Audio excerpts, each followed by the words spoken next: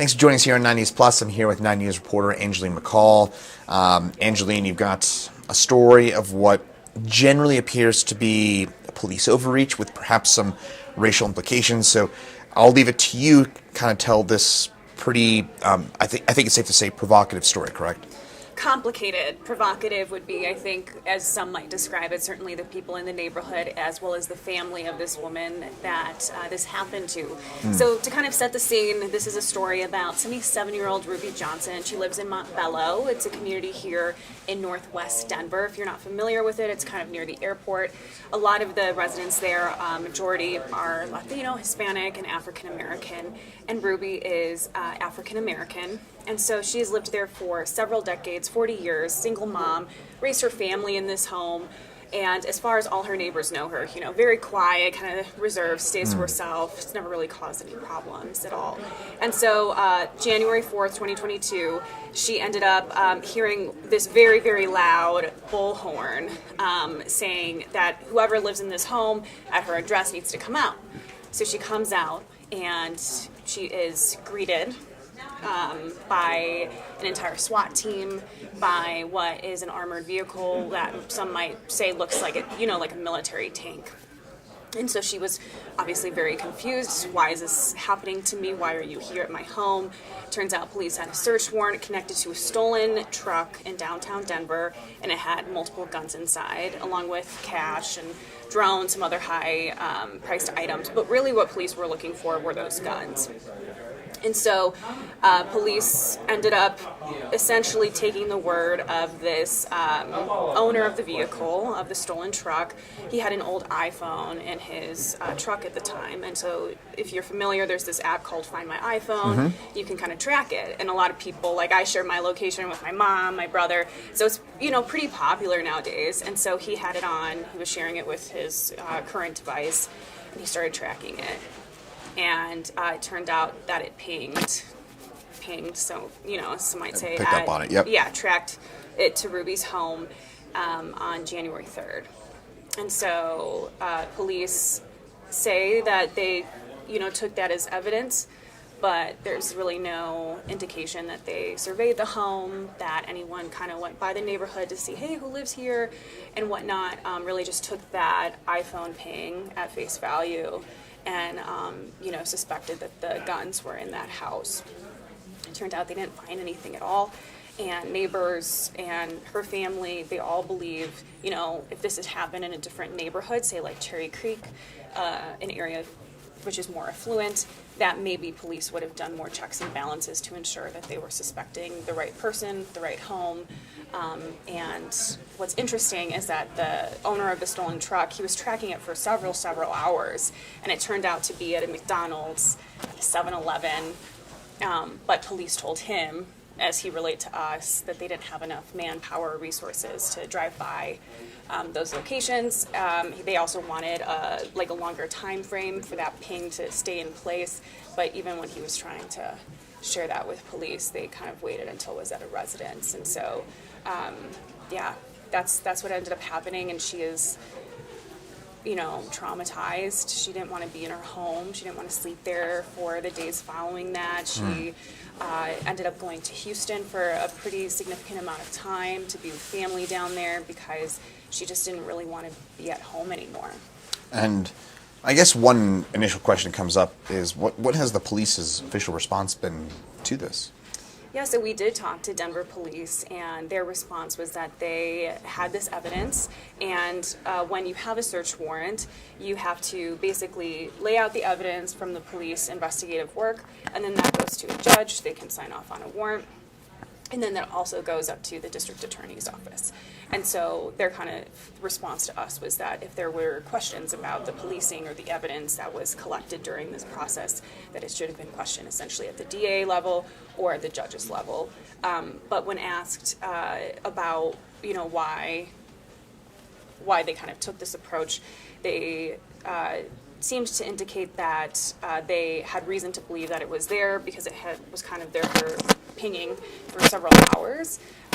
And in terms of why that's the case, there's still a lot of questions as to how reliable this technology is. And of course, the family has a lot of questions as to if this, citizen use app should be used as a, kind of surface level policing tool, right? And as far as the different defense attorneys and different people that I've talked to, some said that they would have signed the warrant. Like some said that, former DAs, they would have signed the warrant, that they had reason to believe.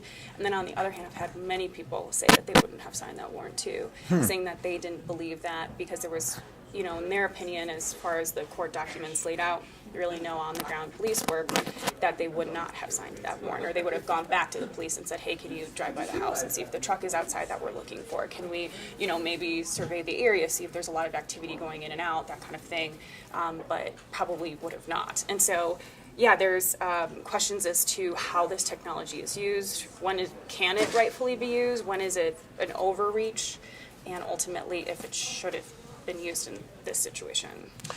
I guess the other big takeaway I've got from this, at least initially, and my instinctual takeaway would be, could there have been more of a middle ground approach where it could have come in softer? Because my understanding is they came in, what you said, with SWAT team, a barrage of guns, and obviously very, very intimidating. Couldn't there have been a softer approach to this?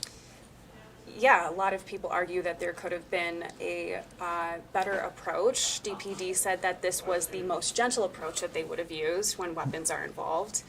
They said that this is the least aggressive. But in terms of neighbors, they say, well, why couldn't police just come to the area if they had knocked on someone's door and asked, hey, who lives over here? Have you guys seen anything? Have you guys seen any, odd people in the area? They probably would have said, oh no, that's, 77-year-old Ruby Johnson. She lives there alone. She stays to herself.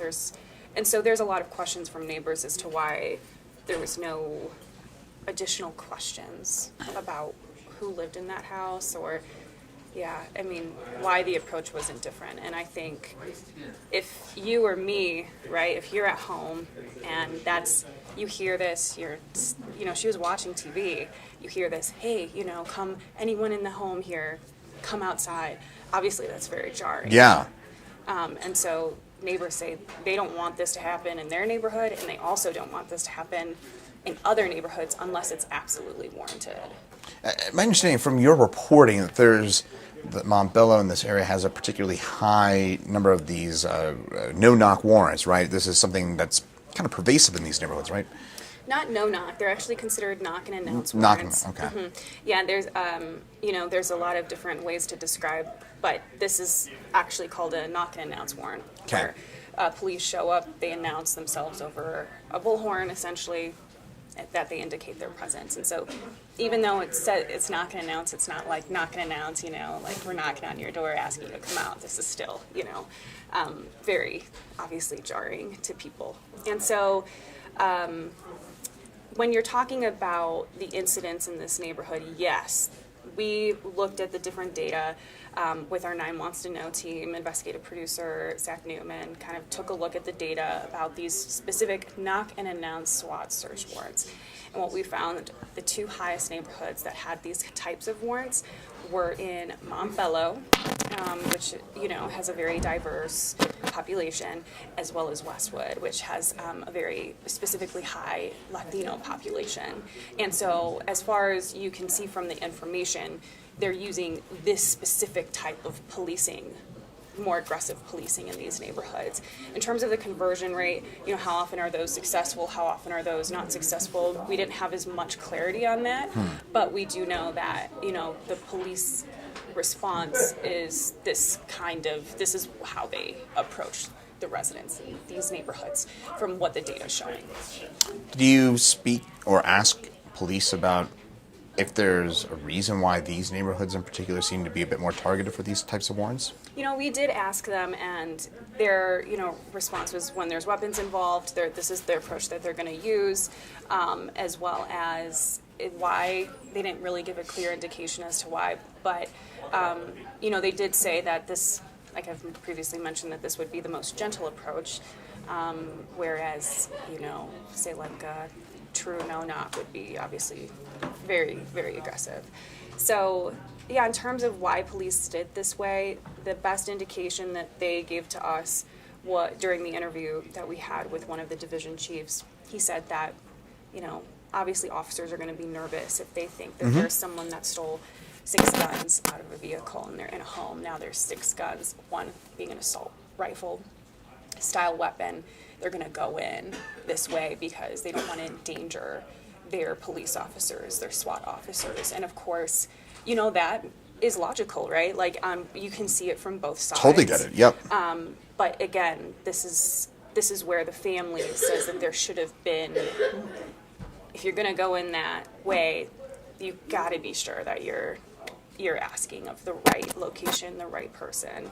And ultimately, it turned out that this was not the right spot where any of these weapons were. It seems like something there, a small something could have been done. That's, again, my instinct hearing what you're saying. A small something could have been done to both ensure the safety of the police, as you mentioned, maybe asking the neighbors, maybe an extra leg of police work, or a bit more background policing that would have gotten maybe a stronger warrant from the judge and the DA. Again, it seems like there could have been a bit more done here, but specifically speaking about 77-year-old Ruby Johnson, who's the woman who ultimately suffered the most in this case here, you reported that she is actively looking to leave the Montbella neighborhood. Do you have an update on that? Yeah, so Ruby has family in Houston, and she ended up going to Houston for several weeks when she was really struggling to process, and it was really difficult to sort of heal from what happened. And so she went over there, and during that time, she and her son, they were looking at homes in that area for her to potentially relocate.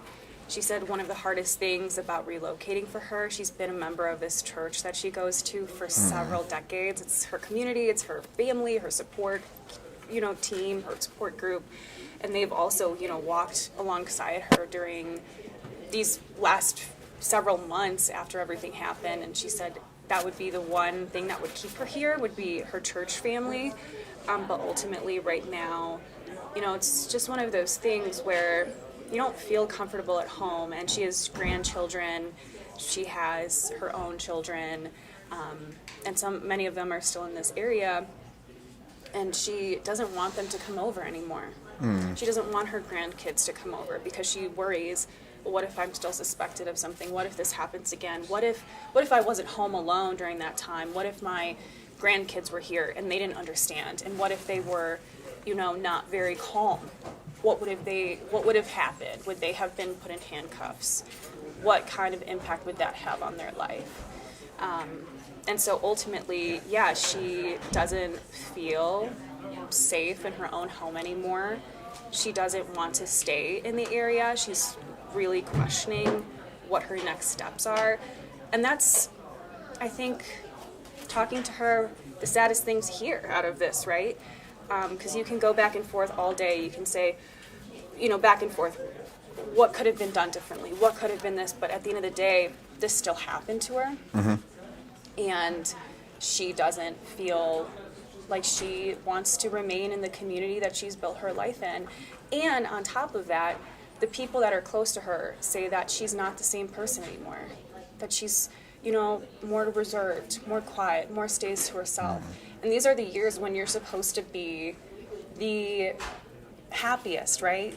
She's in her retirement ages. She's supposed to be enjoying time with her grandkids, and some of that has been, robbed. Destroyed from her. Yeah. Oh, that's a terribly sad story. Any final things to add about this and the reaction to it?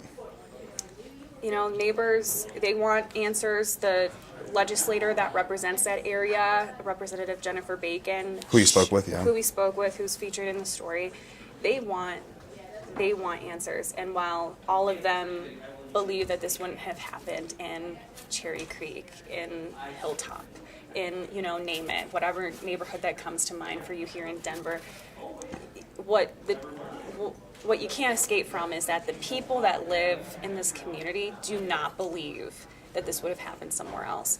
And the police did admit that they have to do follow-up with these communities when they get things wrong, and maybe that would have gone a long ways to healing in this situation. That didn't happen for Ruby, and so she's been trying to heal on her own. But ultimately, I hope that you guys watch this story, and I hope that it brings up questions about what we think and what our perceptions are. And if you're not a member of, if you're not a member of the Hispanic community or the Black community or other underrepresented group, I hope it kind of sheds light into some of the thoughts that these communities have when police show up in their communities and what needs to be done differently due to it. Absolutely. Well, a powerful and important story that you've told here, Angeline, and to what you were just saying. Certainly urging all of you out there who joined us for this to make sure that you fully watch it on 9 News. So, Angeline, thank you for lending your insight and for telling this very, very powerful story. Thank you. Yeah, thank you for having me.